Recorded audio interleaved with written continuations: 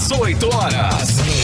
Notícias de Manaus, Amazonas, Brasil e do mundo. Agora na Mix.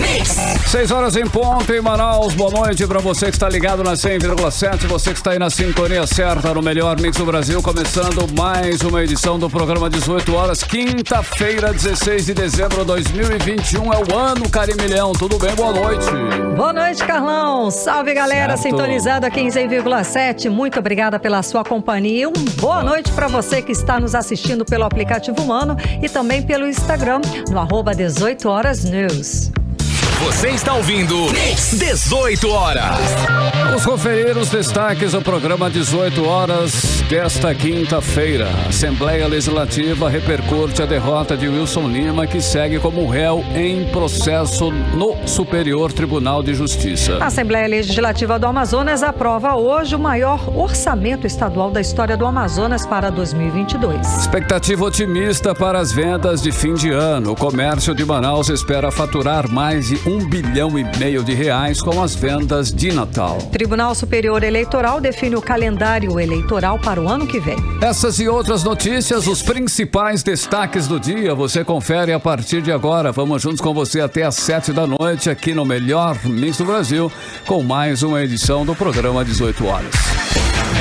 Olha, segue a repercussão da derrota política de Wilson Lima, que teve o pedido negado pelo Superior Tribunal de Justiça e manteve a decisão que tornou o governador réu por irregularidade na compra de ventiladores mecânicos por preços superfaturados. O Ministério Público Federal acusa o governador dos crimes de dispensa irregular de licitação, fraude a procedimento licitatório, peculato, de atrapalhar as investigações e de ser chefe de uma organização criminosa que desviou dinheiro público durante a pandemia. Ainda segundo o Ministério Público, o superfaturamento teria causado prejuízos de mais de R$2 milhões aos cofres públicos. Academia, além do governador, continuam réus nesse processo o vice-governador Carlos Almeida Filho e outras 12 pessoas, todos acusados pelo Ministério Público Federal por crimes praticados durante a pandemia aqui no estado do Amazonas. O assunto foi destaque na sessão plenária na Assembleia Legislativa do Amazonas desta quinta-feira.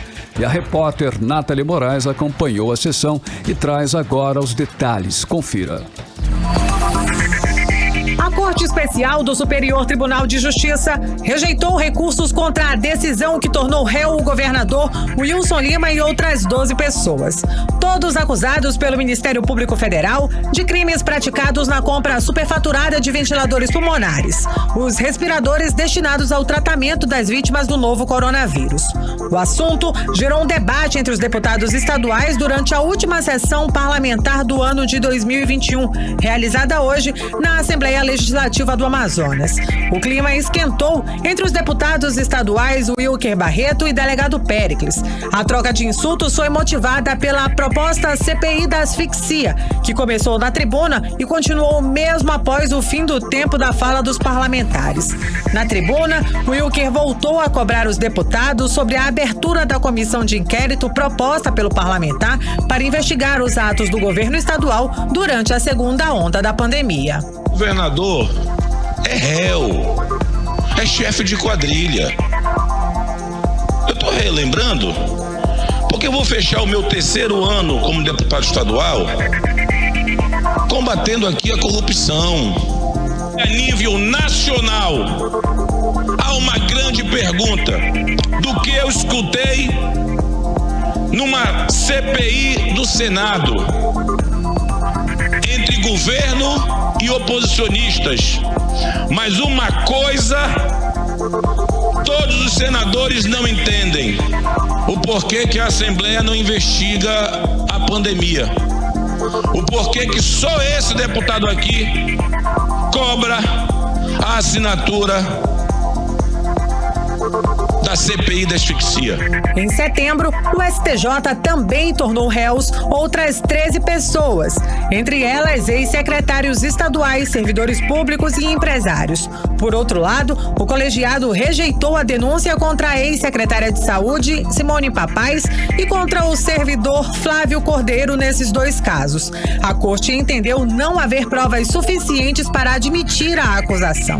Segundo o Ministério Público Federal, os crimes ocorreram na compra de 28 respiradores com superfaturamento, que teria causado um prejuízo de mais de R$2 milhões aos cofres públicos. O preço de mercado de um respirador na época era de R$17 mil. Mas os itens foram comprados pelo governo do Amazonas por mais de R$100 mil cada. Segundo a Procuradoria-Geral da República, a organização criminosa era comandada pelo governador Wilson Lima e tinha o objetivo a prática de crimes contra a administração pública, especialmente direcionados a contratações de insumos para o enfrentamento da pandemia. Nathalie Moraes para o 18 horas. Você está ouvindo 18 horas. E seguindo analisando a decisão do Superior Tribunal de Justiça que manteve o governador do Amazonas, Wilson Lima, como réu, acusado de crimes durante a pandemia, acusado pelo Ministério Público Federal de liderar um esquema de compra superfaturada de ventiladores pulmonares para o tratamento de vítimas da Covid-19 aqui no estado do Amazonas, vamos conversar com o deputado estadual Dermilson Chagas. Muito boa noite, deputado, seja bem-vindo ao programa 18 horas. Então, como é que o senhor analisa esta decisão? Olha, Karine, primeiramente, boa noite. Boa noite. Desejar a todos os ouvintes também uma excelente programação. Primeiramente, eu fico triste, né, em ver que o Amazonas não sai das páginas nacionais uma imagem negativa.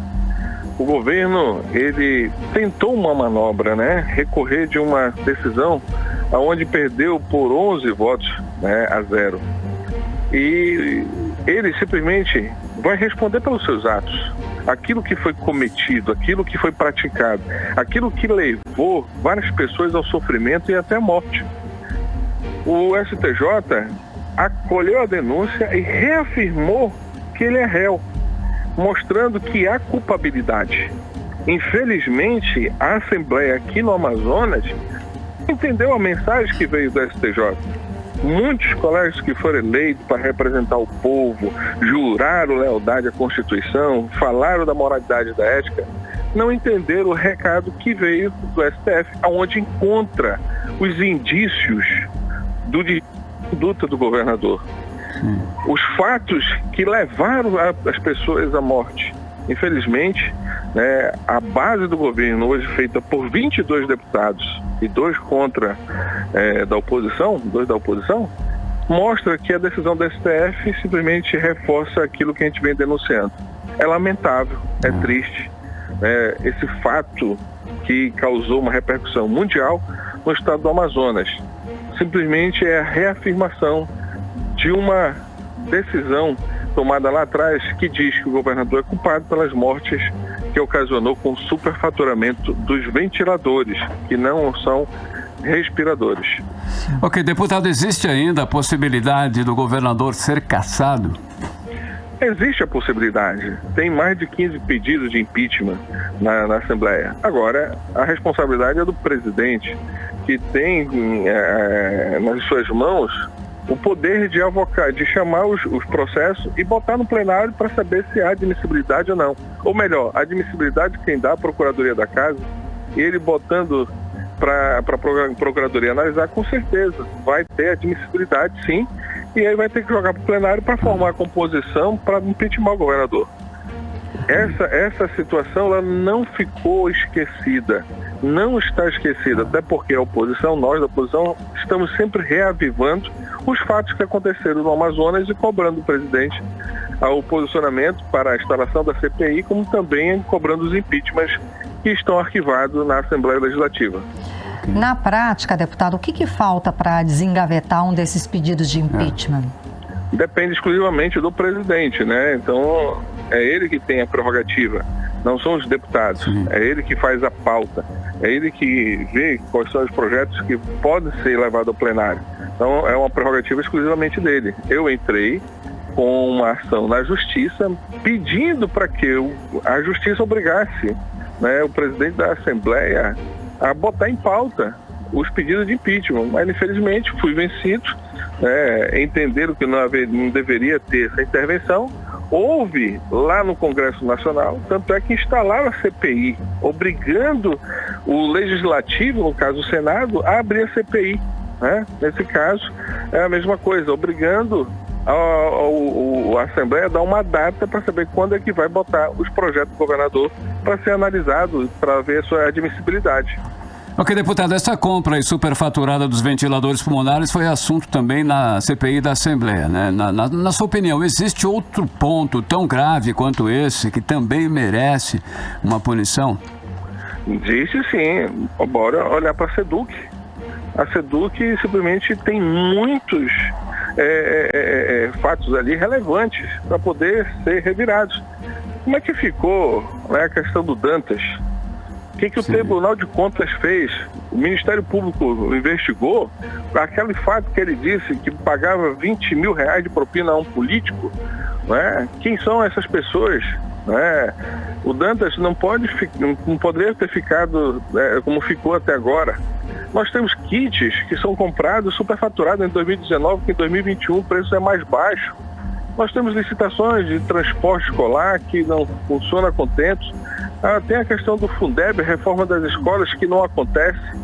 Nós temos na segurança pública os fatos relevantes, quais são as providências que o Estado toma para combater a marginalidade, a criminalidade e o tráfico de drogas, qual é o projeto, qual é o programa. Não se tem nada, ou existe uma omissão do Estado, o Estado se neutralizou, existe uma ausência no Estado do Amazonas muito grande das ações do governo do Estado. E hoje a gente vê o governo preocupado com a sua imagem, não é com o povo, não é com o Estado, preocupado com a sua imagem.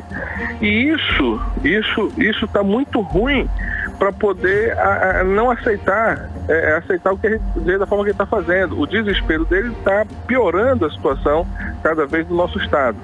Ele simplesmente viu que o Estado é um órgão que só arrecada sem fazer esforço e conta com o que cai no cofre e aí faz o que bem entende. E aí falta a geração de emprego, falta uma política para os jovens, falta uma política para a saúde pública para resolver. Está aí os hospitais todos cheios de novo, né, faltando, né, espaço para internar as pessoas, não houve ampliação de leitos, não houve criação de hospitais. Você está vendo a segurança pública hoje. O Estado não tem um segurança pública que possa convencer a população. A educação é isso que você está vendo. As delegacias no interior nem banheiro tem para os funcionários. Você percebe que até o aumento que ele poderia dar expressivo para os funcionários públicos foi irrisório, né? Insignificante, não repôs a inflação. E o governo paga o Fundeb hoje como se fosse ele tirando dinheiro do caixa, que é vergonhoso, vira chacota. Eu recebi vários professores dizendo, ele acha que nós estamos sendo enganados por ele, só pode ser. É muito tolo o governador fazer marketing com o Fundeb, que é direito dos professores, né? E aí o Fundeb histórico, claro, né, a arrecadação foi muito grande, ele tem de excedente mais de 5 bilhões de reais, fora aquilo que foi projetado no início do ano de 2021. E a gente não vê isso sendo feito, sendo revertido, né, em direito do cidadão e benefício do cidadão. Agora, deputado, na sua opinião, merecia então essa gestão aí uma CPI da educação, uma CPI também da segurança pública? Merece uma CPI na segurança pública. O secretário tem que dar muita justificativa, tem que mostrar para que veio, troca-se de nome como se troca de roupa, sem apresentar uma novidade. Trocaram o comandante-geral agora, e qual é a novidade no processo? São troca de nomes, sabe? Como uma pessoa que não somou, que não contribuiu, não deu nada para o estado do Amazonas. Então precisa sim a CPI da Segurança Pública, precisa CPI na Secretaria de Educação, precisa mais de CPI na saúde, que foi aquelas faltas de oxigênio, a omissão, negligência, a compra, as mortes, tudo isso. É uma geral, né? Na geral. O governo tem falhas em tudo. Nós entramos com representação do TCE contra a propaganda do Detran. Cadê a propaganda do Detran? Alguém viu um panfleto? A outdoor que está aí é do marketing da SICOM. da Secretaria de Comunicação, mas o Detran tinha um recurso à parte para a publicidade. Cadê esse dinheiro? Cadê essa propaganda? Alguém viu? Conscientizou alguém? Não. Então é difícil. O Estado não gerou emprego. O Estado do Amazonas não gerou emprego. As obras que tem, amanhã o governo inaugura a Manel Urbano. Depois de 12 anos, inaugura a Manel Urbano. Mas é obra do governos passados. Do governo dele, qual é que tem? Qual foi que gerou emprego? Não tem, com tanto dinheiro. Arrecadação superavitária em 2019, 3 bilhões. Em 2020, praticamente 5 bilhões. Nós estamos em 2021 com mais 5 bilhões. 5 com 5, 10 com 3, 13. 13 bilhões a mais o governo teve de sobra. E o que se tem na capital e no interior? Nada. Menos. Só ouvimos reclamações e uma ausência do Estado. Entendeu? Existe uma ausência. Setor primário nem se fale. O governo vai para a propriedade propriedade de um grande fazendeiro para dar vacina, como se estivesse ali cuidando dos gados, assistência técnica sendo prestada, como se tivesse tudo bem. Não está. Setor primário não tem nada. Não tem vicinais feitas pela CEPRO. Exato. Deputado, muitíssimo obrigada pelas suas informações, pela sua participação conversando com a gente hoje aqui no 18 Horas. Muito obrigado. Vamos ficar aqui firme e atento aos fatos que vão acontecer daqui para o final do ano. Exato. Muito obrigado e disponha sempre. Muitíssimo obrigada. Boa noite e bom trabalho, deputado. Obrigado. Conversamos com o deputado Dermilson Chagas, perdão. Muito obrigada, deputado Dermilson Chagas. Obrigada pela sua entrevista. 6 horas e 17 minutos e você está no melhor Mix do Brasil. 18 horas. A Assembleia Legislativa do Amazonas aprovou hoje o maior orçamento estadual da história do Amazonas para o último ano de gestão do governador Wilson Lima. Lembrando que em 2022, Wilson Lima será candidato à reeleição e em seu 4º ano de mandato terá o orçamento de cerca de 4,2 bilhões de reais a mais. A repórter Nathalie Moraes acompanhou a votação da lei orçamentária para o ano que vem e traz pra gente as informações. Chegando ao fim de mais um ano legislativo, a Assembleia Legislativa do Amazonas votou hoje o projeto de lei que fixa o orçamento estadual para 2022. A receita prevista é de mais de 24 bilhões e meio de reais. O maior orçamento da história do Amazonas. 2022 é o último ano de gestão do governador Wilson Lima. Ele terá em seu 4º ano de mandato 17,5% a mais de recursos orçamentários do que teve em 2021, o que significa 4,2 bilhões de reais a mais. A proposta orçamentária de exercício de 2022 estima a receita líquida de 24,6 bilhões, fixando a despensa em igual valor para o exercício financeiro do ano. Desse valor, 23,7 bilhões de reais são destinados aos orçamentos fiscal e da Seguridade Social. O governador Wilson Lima, até o final do seu mandato, terá administrado o maior orçamento da história do Amazonas, um montante de 81,3 bilhões de reais.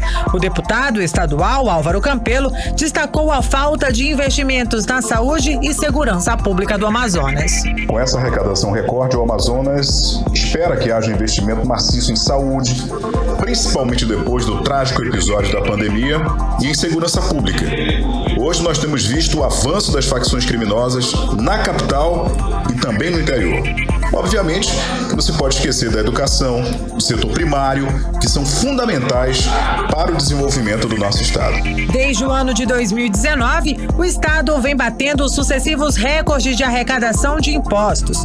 Para o deputado estadual Ricardo Nicolau, que é presidente da Comissão de Assuntos Econômicos da ALEAN, o orçamento recorde não contempla melhorias para o Amazonas. Infelizmente, o orçamento do Amazonas não retrata a realidade. Está sendo proposto 24 bilhões, visto que já foi arrecadado nesse ano quase 27 bilhões.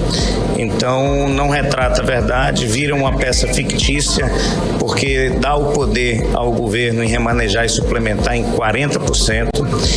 Então, o Estado, no seu orçamento, não traz mudanças, não traz inovação e não traz perspectivas melhores de futuro. O orçamento do ano que vem é de 8,6 bilhões de reais a mais do que o do ano de 2018, da gestão anterior. Nathalie Moraes para os 18 horas. Você está ouvindo 18 horas. Olha, mesmo com o estado do Amazonas batendo recordes de arrecadação, a gestão de Wilson Lima não consegue fazer o estado desencalhar, deslanchar. Não temos um programa de governo para o Amazonas. As principais áreas, segurança, educação e saúde, estão abandonadas. E nem básico esta gestão consegue resolver, como pagar, né, os direitos trabalhistas, que é o básico, né? Pois é, né, Carlão? Nem o básico, né? Exatamente. Noticiamos na edição desta quarta-feira que enfermeiros e técnicos de enfermagem da Rede Estadual de Saúde, gente, são profissionais da saúde, trabalharam, tá? Pois eles estão trabalhando. Eles estiveram na Assembleia Legislativa para pressionar os deputados em busca de benefícios da categoria na lei orçamentária já do ano que vem, né? Deixados de lado pelo governo do Amazonas. E hoje o repórter Hector Silva, aqui no 18 horas, conversou sobre essas reivindicações com a presidente do sindicato que representa a categoria, que é a Graciete Mouzinho. Acompanhe agora a reportagem de Hector Silva. Enfermeiros e técnicos de enfermagem que atuam na rede estadual de saúde ocuparam nesta quarta-feira a galeria da Assembleia Legislativa do Amazonas para pressionar os deputados estaduais em busca da inclusão do vale-refeição e percentual de periculosidade na Lei Orçamentária Anual de 2022. As informações são da presidente do Sindicato dos Trabalhadores em Santas Casas, entidades filantrópicas e religiosas e estabelecimentos de saúde do estado do Amazonas, o Sindipriv-AM, Graciete Mouzinho. A sindicalista explicou que aproximadamente 6 mil profissionais da saúde, contratados pelo regime de direito administrativo RDA, não recebem risco de vida e nem vale alimentação. E pela mensagem encaminhada pelo governador Wilson Lima, mais uma vez os trabalhadores poderão ficar sem os benefícios. E assim, mais do que justo, né, que venha esses direitos e também que elas venham receber esse aumento que vai ter, né, esse reajuste que ele vai dar, que seja para todos, porque eles também, apesar de ter sido um contrato direto, mas eles são funcionário público, então eles merecem. E é essa a nossa reivindicação. Caso a gente não tenha uma resposta, nós vamos nos manifestar assim, mas de uma forma diferenciada. Nós vamos fazer uma paralisação, porque é uma falta de respeito e chega a ser até um absurdo esquecer de colocar na pauta da LOA esse reajuste, né, de pagamento para esses profissionais, já que eles alegaram que não tinha dinheiro para pagar. E se a oportunidade era essa do que aconteceu ontem, por que não colocou? Por que esqueceu de colocar esses profissionais para receber o direito dele que está na lei, desde que a Suzan, ela afirma e reconhece esse direito? Por que foi esquecido? Dinheiro tem, dá para pagar. A promessa agora é que esses benefícios sejam pagos até maio do ano que vem. Os trabalhadores estavam revoltados. Então teve trabalhador que chegou até vaiar o deputado que não falou em relação aos RDAs. E eu fui chamada para o gabinete do deputado Felipe Souza. Ele pediu que me chamassem, que ele viria conversar comigo, porque informaram que era ele que representava esses trabalhadores. Fui até ele, ele conversou comigo e disse que ele iria levar o nosso pleito para o governador, mas ele não via dificuldade para colocar esses direitos ali. E que era para mim falar para os trabalhadores que maio de 2022 eles iriam receber esses direitos, que é o tipo de alimentação e o risco de vida. A gente não está cobrando nem o retroativo, só queremos que a partir de maio, se realmente o governador for pagar, né, o nosso governador, esses profissionais, o que a gente quer é que em maio esses valores, né, que faz muita falta para eles, venham entrar na conta desse profissional. Hector Silva para 18 horas. Você está ouvindo 18 horas. Agora em Manaus, 6 horas e 24 minutos. Seguimos direto para Brasília. Conversar com o correspondente do 18 horas, o jornalista Carlos Eduardo Matos. Carlos Eduardo, muitíssimo boa noite. Então, o Tribunal Superior Eleitoral já definiu aí o calendário eleitoral do ano que vem, não é isso? Boa noite, Karime. Boa noite, Carlão. Boa noite a todos.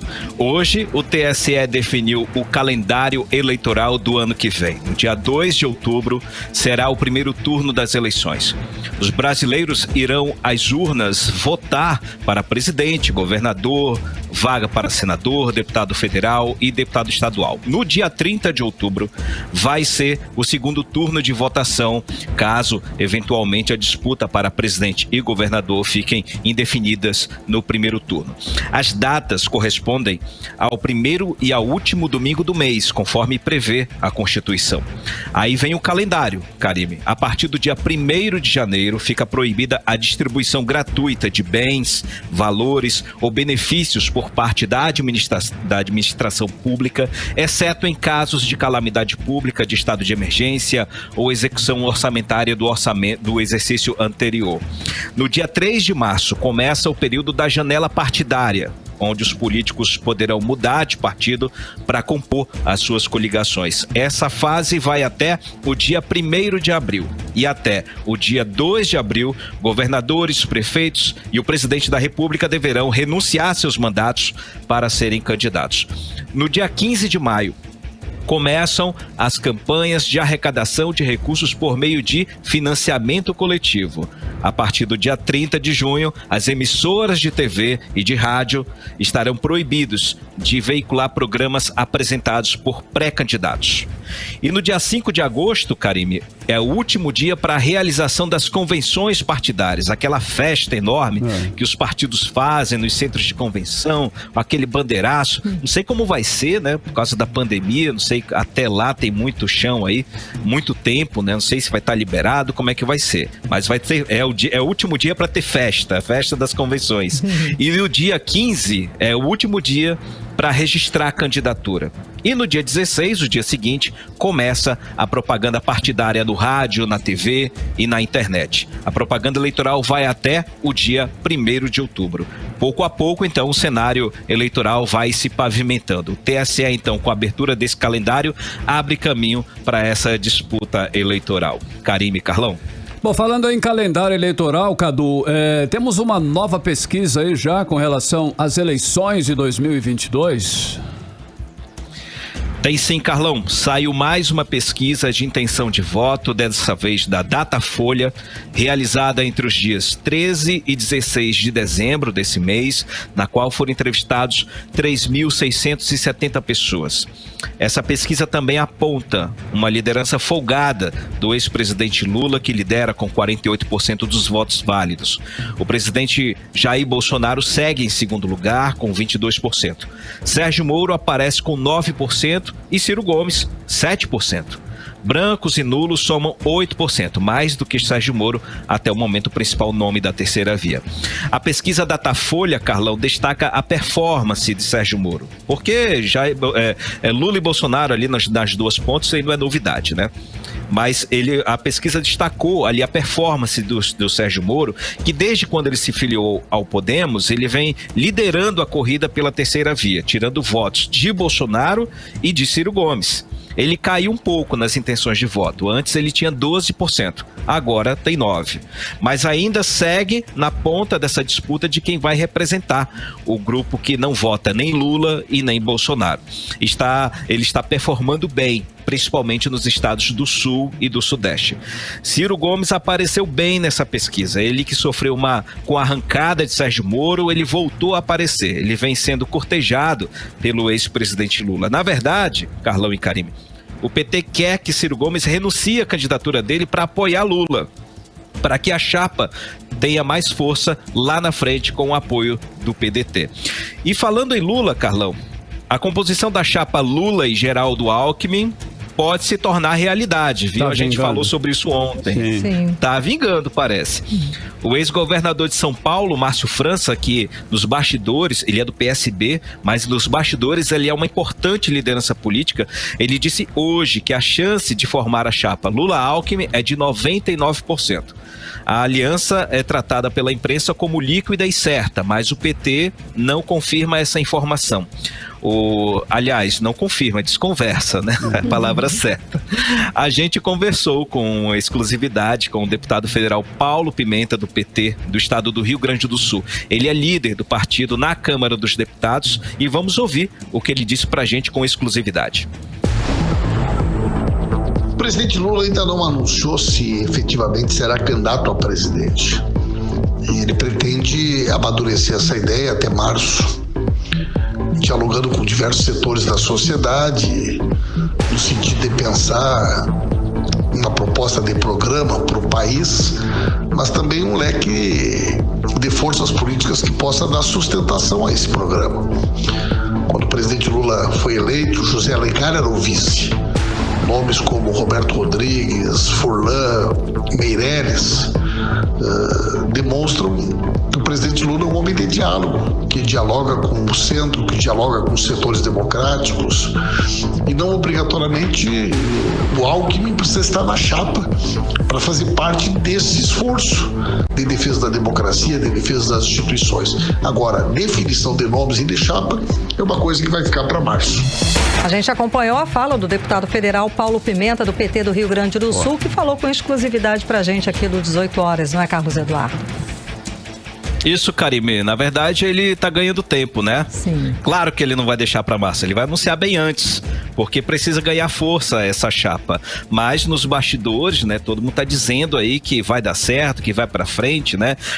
Embora muitos filiados e adeptos do PT torçam o nariz para essa aliança. O partido está dividido nesse momento, por isso que Paulo Pimenta não quer assumir essa informação. Até porque Lula e Alckmin, que já foram adversários políticos lá parece que nas eleições de 98, me corrijam, tá? Se eu estiver errado. Eles representam a união da esquerda e da social-democracia contra o bolsonarismo, né? Como disse Paulo Pimenta, esse assunto só deve ser definido em março, quando Lula oficializar a candidatura dele. Mas certamente esse assunto virá à tona mais uma vez e provavelmente até esse fim de ano. Karime e Carlão. Sem dúvida. Carlos Eduardo, para finalizar, o Senado aprovou o retorno de gestantes para o trabalho presencial, né? E é claro que essa decisão aí causou muita polêmica, não é isso? Explica pra gente. Karime, olha, foi aprovado hoje, né? A gente já falou desse assunto há uns dias atrás, né? Que foi aprovado esse projeto de lei. No Senado foi aprovado na Comissão de Assuntos Sociais esse projeto de lei que obriga o retorno das trabalhadoras gestantes ao trabalho presencial, desde que estejam vacinadas contra a Covid-19.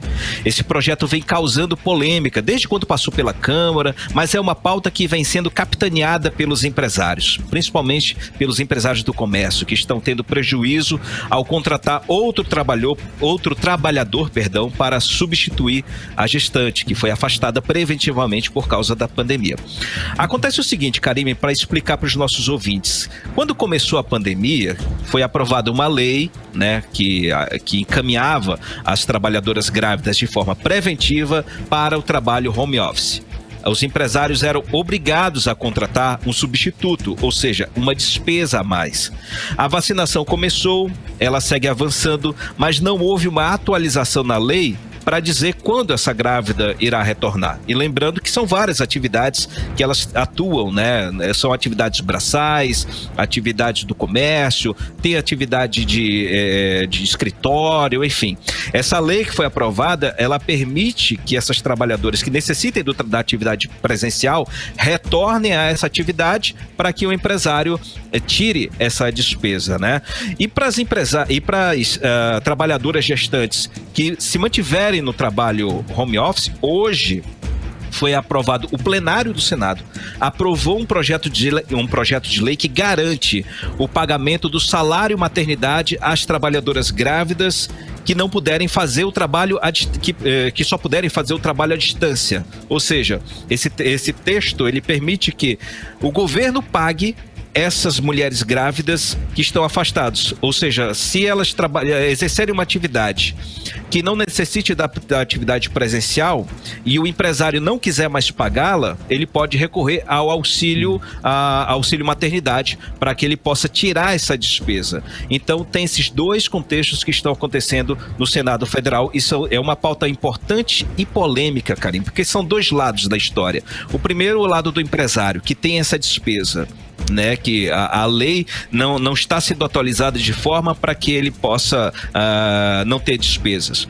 E do outro lado tem a trabalhadora grávida, a trabalhadora gestante, aquela mulher vulnerável que está em casa, recolhida, né, e que ela precisa estar em casa. Só que os empresários alegam, inclusive o relator, o senador Reis, do Rio Grande do Sul, diz que as próprias grávidas, as próprias gestantes estão querendo voltar ao trabalho, elas querem assegurar os seus empregos. Mas a gente, são os dois lados polêmicos. O fato é que essa pauta está avançando e provavelmente vai ser aprovada essa semana no pacote de projetos que serão avançados, que serão elencados e votados no plenário, que vai ter uma força-tarefa essa semana, até amanhã, antes do recesso. Muitos projetos vão ser aprovados pelo plenário e esse projeto aí está na pauta. Agora, Karime, rapidamente, não sei se eu tenho ainda tempo. Sim, claro. Um minutinho. Claro. Olha, tem um projeto importante sobre a Zona Franca, viu? O Senado aprovou um projeto de lei que prorroga até 2026 os incentivos do Programa de Apoio ao Desenvolvimento Tecnológico da Indústria de Semicondutores, que tinha vigência até janeiro de 2022. Esse programa, Karime e Carlão, garante incentivo fiscal para as indústrias de semicondutores como displays de LCD e plasma, chips de memória e outros itens. Muitas fábricas estão instaladas no Polo Industrial de Manaus, empregando milhares de pessoas. E como esse projeto também foi aprovado na Câmara dos Deputados, ele segue para a sanção presidencial. E agora a bancada do Amazonas vai trabalhar para que o presidente Jair Bolsonaro possa sancionar o quanto antes. Esse projeto era uma prioridade para a Zona Franca de Manaus, porque muitas empresas cobravam a continuidade dos incentivos fiscais. Como elas trabalham dentro de uma programação fiscal de longo prazo, havia sim um risco de algumas empresas deixarem Manaus e se transferir para outros estados caso não tivessem mais esse incentivo para a produção de semicondutores. Volto com vocês, Karime e Carlão. Valeu. Muitíssimo obrigada pelas informações. Boa noite, bom trabalho. Valeu, gente. Um abraço. Até mais. Tchau. 6 horas e 36 minutos. Você está no melhor mix do Brasil. 18 horas. Olha, ainda hoje, hein, aqui no 18 horas, o centro de Manaus voltou a ser aí o queridinho, o preferido dos consumidores na hora de fazer as compras neste fim de ano. É o nosso assunto em instantes. Mix. Agora nós vamos conferir a previsão do tempo, hein? Para esta noite de quinta-feira e também a madrugada de sexta. Tempo e temperatura com Karime Leão. Previsão do tempo. Segundo informações do Clima Tempo, a previsão é de pancadas de chuva durante a noite e a madrugada. A mínima prevista é de 24 graus, a máxima pode chegar a 31 graus. As chances de chuva são de 80% e a umidade relativa do ar fica entre 56% e 97%.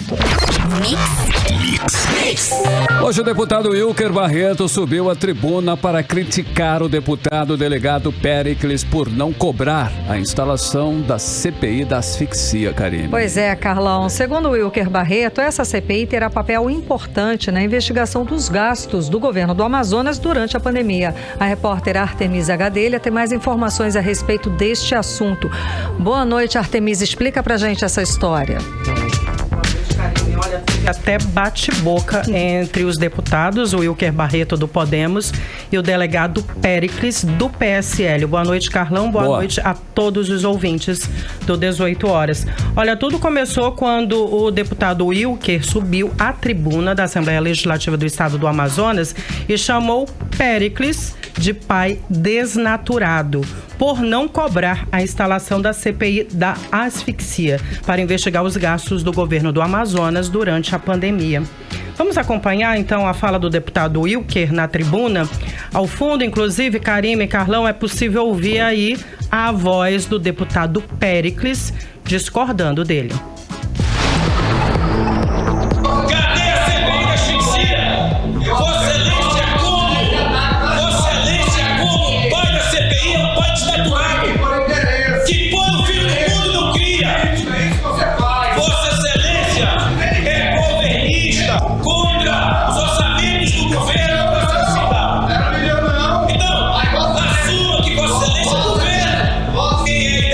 gente, mostra a cara. Quem não é, se esconde e não se posiciona.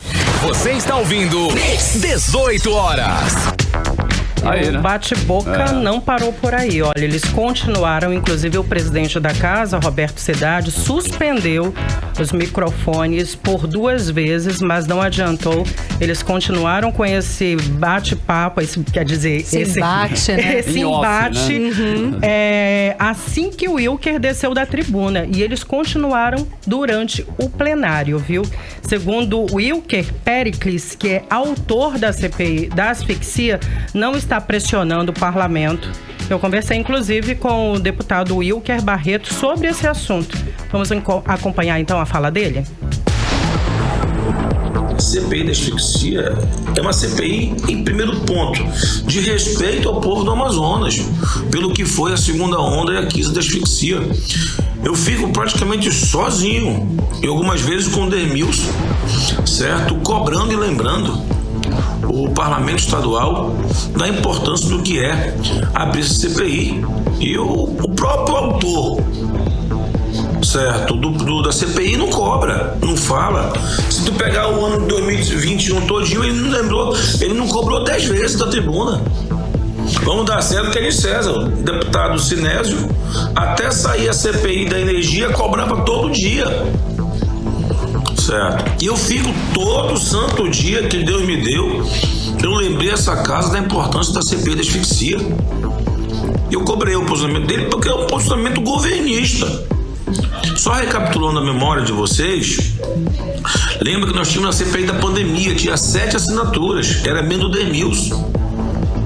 Ele fez um movimento de governo, porque hoje está claro, esvaziou a nossa CPI. Hoje a CPI tem 6 assinaturas, ninguém mais assina, já cobrei de colegas desta casa, e ele, como autor, proponente, ele não cobra uma só vez. Então, ouvimos aí a fala do deputado Wilker Barreto. Sim. Recebemos agora, pelo WhatsApp, inclusive nota do deputado da assessoria do deputado delegado Péricles. Abre aspas, ele diz o seguinte: meu mandato não é feito de ataques por politicagem. Não tem prova maior da minha vontade de fiscalizar do fato de eu ter sido autor e presidente de uma CPI que resultou em 50 indiciamentos e desencadeou denúncias e operações. Foi efetiva, não apenas no discurso. Hoje eu sou autor da CPI da asfixia, já cobrei assinaturas, mas cada parlamentar tem seu posicionamento, convicções, e não é atacando a todos diariamente que vou conquistar assinaturas. Enquanto gritam e fazem política em cima dos colegas da casa e atuando com uma fiscalização seletiva. Eu sigo trabalhando e levando à tribuna o que vejo de errado. Então essa é a nota, então, do deputado delegado Péricles. Ok, muitíssimo obrigada pelas informações, Artemisa Gadelha. 6h42. 18 horas. Oi, Karime, olha só, expectativas otimistas para as vendas de fim de ano, hein? O comércio de Manaus espera faturar mais de R$1,5 bilhão de reais, Karime, com as vendas de Natal. Olha que bacana. Pois é, Carlão, e o centro de Manaus voltou a ser o queridinho dos consumidores na hora de fazer as compras neste fim de ano. Vamos conferir mais detalhes a respeito do assunto agora na reportagem de Júlia Gomes. De acordo com a pesquisa de intenção de compras para o Natal, feita pela Câmara de Dirigentes Lojistas de Manaus, as vendas neste fim de ano devem ter um crescimento de 13% em relação ao ano passado, quando o comércio estava sob medidas restritivas de funcionamento por conta da pandemia de Covid. Na comparação com 2019, o crescimento esperado é de 7,8%. As vendas de fim de ano devem injetar na economia em torno de R$1,567 bilhão. Ralph Assayag, presidente da CDL Manaus, acredita em um resultado otimista para as vendas em 2021. Então, nós acreditamos que o resultado vai ser muito bom, com praticamente R$160 vai ser o ticket médio. Junto com isso, também nós tivemos aí no último trimestre em torno de 180 lojas inauguradas, com mais de 4.000 vagas. Isso foi muito bom, porque nós estamos dando também a cidadania para essas pessoas de contratação e de ter o seu salário no final do mês. A pesquisa mostrou ainda que o comércio do centro da cidade voltou a ser o local preferido dos consumidores neste fim de ano. 59% dos entrevistados disseram que fizeram pesquisa pela internet antes de comprar nas lojas físicas. O levantamento mostrou também que o presente preferido para os filhos e pais são os itens do vestuário e sapatos, escolha de 91% dos entrevistados. Mas Ralph Assayag faz um apelo. Porém, a gente faz um pedido para as crianças: não dê a confecção. Dê um presente, as crianças precisam de ter um presente. Júlia Gomes para o 18 horas. Você está ouvindo 18 horas. Olha aí, atenção concurseiros de plantão. O Instituto Brasileiro de Geografia e Estatística, o IBGE, abriu as inscrições do processo seletivo para contratar 3.092 agentes no Amazonas, Karine. Exato, e as oportunidades são para as funções de recenseador, agente censitário supervisor e agente censitário municipal. As vagas são de níveis fundamental e médio, como explica a repórter Nathalie Moraes. O concurso do IBGE oferece mais de 200 mil vagas por todo o Brasil. As oportunidades são para as funções de recenseador e agente censitário supervisor e agente censitário municipal. Aqui no Amazonas são 2.702 vagas para a função recenseador e 390 para a censitário. Com vagas em todos os municípios do estado, no total são 3 processos seletivos para o censo. Uma boa notícia para quem busca uma inserção no mercado de trabalho é que o candidato pode concorrer a mais de uma vaga ao mesmo tempo. Como explica o diretor do IBGE no Amazonas, Adjalma Jacques. No Amazonas, as 3.129 vagas estão distribuídas para todos os municípios de acordo com o cargo. As provas para a CNACS e recenseador estão marcadas para o mesmo dia, mas em horários diferentes. Por isso, o mesmo candidato pode concorrer nos 2 concursos. Em Manaus, os candidatos poderão optar por trabalhar em uma das 3 áreas distintas, norte, leste e centro. Isso facilita seu deslocamento entre casa e local de trabalho. As inscrições para todos os cargos podem ser feitas até o dia 29 de dezembro no site conhecimento.fgv.br. O IBGE lançou ainda nesta terça-feira outros 2 editais para a contratação temporária para o Censo Demográfico 2022, com um total de 1.812 vagas. No Amazonas, são 37 vagas para agente censitário e administração de informática, de nível médio de escolaridade. Para a função de recenseador, é exigido o ensino fundamental completo. O recenseador é a pessoa responsável por trazer o trabalho de coleta e dados por meio de entrevistas com moradores. A previsão do contrato é de 3 meses, podendo ser prorrogado com base nas necessidades de conclusão das atividades do censo demográfico na disponibilidade de recursos orçamentários. Nathalie Moraes para o 18 horas. Você está ouvindo 18 horas. A Agência Nacional de Vigilância Sanitária Anvisa anunciou a autorização do uso da vacina Pfizer contra a Covid-19 em crianças de 5 a 11 anos de idade, Karine. Exato, e de acordo com o gerente-geral de medicamento da Anvisa, Gustavo Mendes, a segurança do imunizante e o número de infectados com Covid-19 nessa faixa etária foram determinantes para a aprovação.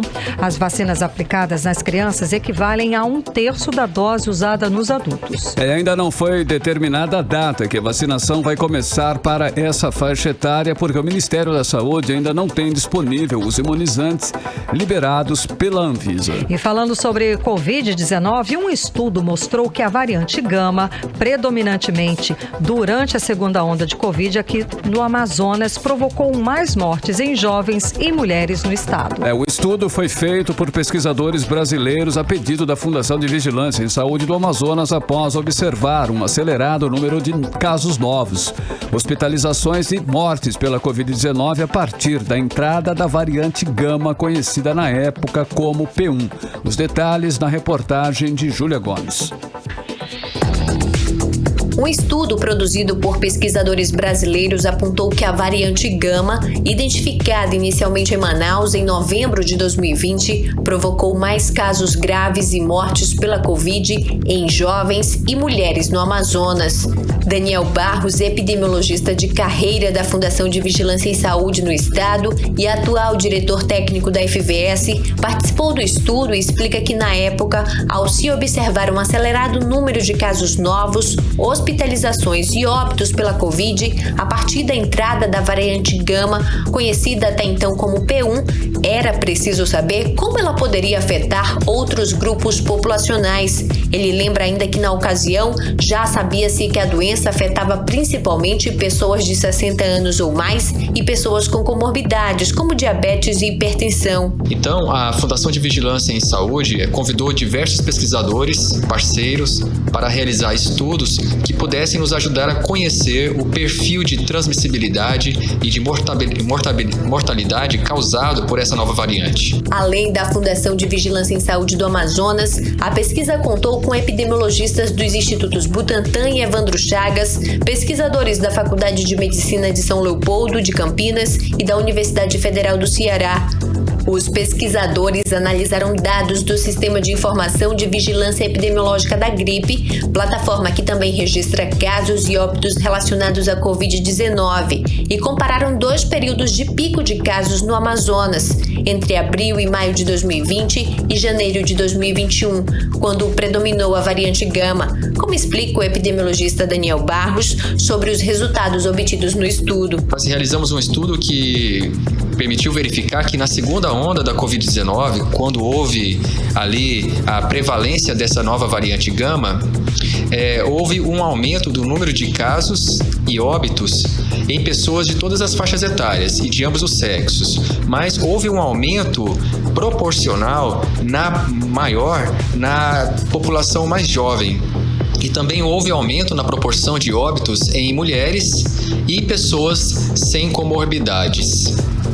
Embora esse estudo tenha sido publicado essa semana, aqui no mês de dezembro, os seus resultados já haviam sido divulgados assim que os primeiros achados já haviam ficado prontos. Então, com esse conhecimento, com essa mudança do perfil da população afetada por essa variante, isso foi uma evidência gerada rapidamente e que nos apontou que se tratava de uma variante com uma virulência diferente da que circulava anteriormente aqui no Amazonas. Essas informações nos ajudaram a tomar decisões de intensificar as medidas restritivas e também nortearam a realização de novos estudos. Júlia Gomes para o 18 horas. Você está ouvindo 18 horas. 6 horas e 52 minutos em Manaus e agora nós vamos conferir a previsão do tempo, hein? Agora para amanhã, sexta-feira. Tempo e temperatura com Karime Leão. Previsão do tempo. A previsão é de sol com muitas nuvens durante o dia, período de nublado com chuva a qualquer hora, segundo informações do Climatempo. A mínima prevista é de 24 graus, a máxima não deve passar dos 28 graus. As chances de chuva são de 90% e a umidade relativa do ar fica entre 56% e 94%. Mix. Olha só, agora uma notícia em nada boa para os policiais militares. E também para bombeiros, hein? A Comissão de Constituição e Justiça e Redação da Assembleia Legislativa do Amazonas votou contra as gratificações para especializações da categoria proposta pelo governo do Amazonas. Karime. Isso significa, Carlão, que policiais e bombeiros reformados, além de pensionistas, não terão direito a gratificações de 25% para especialização, 30% para mestrado e 35% para doutorado. A gente agora acompanha a reportagem de Hector Silva, que explica melhor esta história. Mais uma vez cometendo injustiças contra policiais e bombeiros do Amazonas, o governo do Amazonas apresentou um projeto de lei de criação de gratificação de curso aos militares estaduais com títulos de especialização, mestrado e doutorado, apenas para aqueles que estão na ativa, deixando de lado reformados e pensionistas. Para tentar corrigir essa definição do governo Wilson Lima, o deputado estadual Dermilson Chagas apresentou uma emenda modificativa ao projeto de lei. Segundo Dermilson, Sua proposta visava garantir a equiparação da integralidade e paridade entre policiais militares e bombeiros, ativos e inativos, que entraram no serviço público até 2003, conforme já determina o artigo 7º da Emenda Constitucional 41/2003, e que não está sendo respeitado no projeto do governo do Estado. São pessoas que trabalharam, deram sua contribuição, fizeram os cursos e agora simplesmente faz só juiz ao direito. Agora há de se dizer que existe uma lei da paridade para o servidor público, somente da PM, que o da ativa ganha, da inativa também leva. Dessa forma, fere a paridade e começa aí a quebrar os direitos da PM. Nós só pedimos uma correção. Então, um direito, de fato, era garantido no corpo da lei. Para dar uma expectativa de direito, é o que a CCJ fez. Tirou do corpo da lei a emenda que nós estávamos propondo e gera uma expectativa de direito para essas pessoas que estão nativas já. Com a decisão negada aos policiais e bombeiros reformados, além dos pensionistas, o presidente da Associação dos Oficiais da Polícia e Bombeiro Militar do Amazonas, Tenente Coronel Emerson Figueiredo, garante que a associação irá à justiça. Outras associações também devem seguir a decisão. Nós entendemos como justo o pedido das pessoas da inatividade, mas no momento, nas negociações que foram realizadas com o governo do Estado, foi o que pôde ser dado, somente ao pessoal da ativa. Agora nós geramos um marco legal, que é a aprovação da lei. Com a publicação dela em Diário Oficial, nós teremos, a partir daí, vamos questionar isso judicialmente e tentar estender o mesmo benefício que foi feito para o pessoal da ativa, para o pessoal da inatividade. Hector Silva para o 18 horas. Você está ouvindo 18 horas. O governador Wilson Lima reuniu apoiadores para anunciar o pagamento do que ele chamou de maior Fundeb da história do Amazonas. Os professores da rede estadual de ensino vão receber R$ 12.600, mas o valor é menos que os trabalhadores da educação da prefeitura de Anamã, que receberão R$ 15.000 por cadeira. Pois é, e no evento tratado pelos professores como palanque político, Wilson Lima ainda deu a entender que os recursos do Fundeb repassados para os professores eram resultado de muita economia feita por ele para gratificar os educadores. A repórter Odineia Araújo explica melhor toda essa situação. Vamos acompanhar. O anúncio do pagamento do Fundeb aos trabalhadores da educação do Amazonas teve ares de um grande evento, como se esses trabalhadores fossem receber uma benevolência e, por que não, um favor, embora o pagamento do Fundeb seja um direito dos trabalhadores e uma obrigação do gestor público. Antes de anunciar o valor, o governador Wilson Lima fez toda uma expectativa e ainda deu a entender que o dinheiro do Fundeb, repassado aos trabalhadores da educação, era resultado de muita economia feita por seu governo.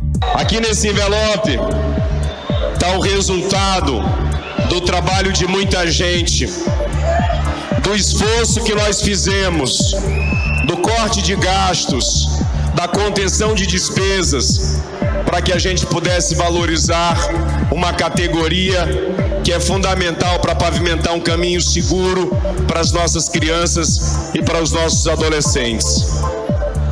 Eu vou abrir aqui um envelope onde estão os números, o valor do abono Fundeb. Para pagar esse abono Fundeb, nós vamos usar 482 milhões de reais. Logo após o anúncio, os sindicatos que representam os trabalhadores da educação se manifestaram repudiando a forma como o pagamento de um direito da categoria foi tratada pelo governador Wilson Lima. Um deles foi o Aspron Sindical, que representa professores e pedagogos da capital. De acordo com a entidade, ratear as sobras do Fundeb não é favor, é obrigação. O professor Lambert Melo é responsável pela comunicação do sindicato, explicou que existem sobras dos recursos do Fundeb e essas sobras, por lei, devem ser repassadas aos educadores. Portanto, segundo ele, o que aconteceu hoje foi um evento político em que os professores foram usados como trampolim. Nós ficamos indignados com isso porque isso passa uma ideia muito equivocada, muito errada para a população em geral, porque esses membros da população, eles ficam imaginando que o que o governo está fazendo, e a prefeitura também, é uma benevolência, né? É como se eles estivessem fazendo um favor, pegando dinheiro público e dando aí gratuitamente, né, ao seu bel prazer, em forma de abono para os trabalhadores da educação. Os recursos do Fundeb, 70% dele tem que ser usado para fazer pagamento de salários dos trabalhadores da educação. E está incluído aí nesse pagamento de salários os percentuais de reajustes salariais, né? Então, no nosso caso, nós passamos 2 anos com os nossos salários congelados, e essa obrigatoriedade que a lei determina é que tanto o governador quanto o prefeito estão agora usando como marketing político para transformarem isso em votos na próxima eleição. Os recursos do Fundeb serão depositados no próximo dia 23 na conta dos trabalhadores. Os professores da SEDUC receberão R$ 12.600 por cadeira. O valor, segundo o governador Wilson Lima, é o maior já pago na história do Amazonas. Só que a prefeitura de Anamã vai pagar R$ 15.000 por cadeira para os professores da rede municipal. O anúncio foi feito no dia 23 de novembro pelo prefeito Chico Belo. Odinei Araújo para o 18 horas. Você está ouvindo 18 horas. Agora em Manaus, 7 horas em ponto. Seguimos direto para o Editorial 18 horas. Editorial 18 horas. Os deputados da base governista na Assembleia silenciaram hoje sobre a decisão da Justiça que manteve o governador Wilson Lima como réu. O Superior Tribunal de Justiça reafirmou a decisão e manteve o governador respondendo por crime.